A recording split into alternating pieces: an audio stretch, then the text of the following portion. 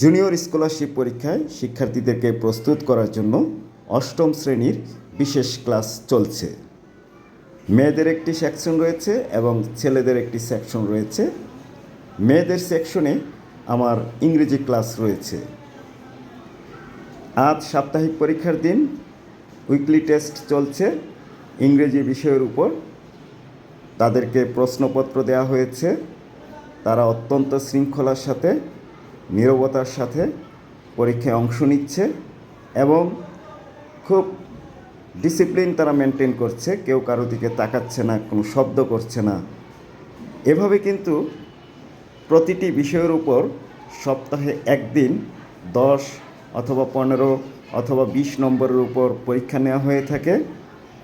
শিক্ষার্থীরা ক্লাসে কতটুকু উপলব্ধি করতে পারছে, শিক্ষকের পড়া কতটুকু বুঝতে পারছে, সে কতটুকু তৎপর, সেটা কিন্তু এই উইকলি টেস্টের মাধ্যমে যাচাই করা হয়ে থাকে।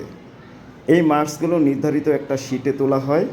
তারপর সেখানে অভিভাবক স্বাক্ষর করেন, যাতে করে অভিভাবকরা বুঝতে পারেন তার সন্তান ক্লাসে কতটুকু মনোযোগী, লেখাপড়ায় কতটুকু তার উন্নতি হচ্ছে, বিস্তারিত একটা ধারণা পেয়ে যান।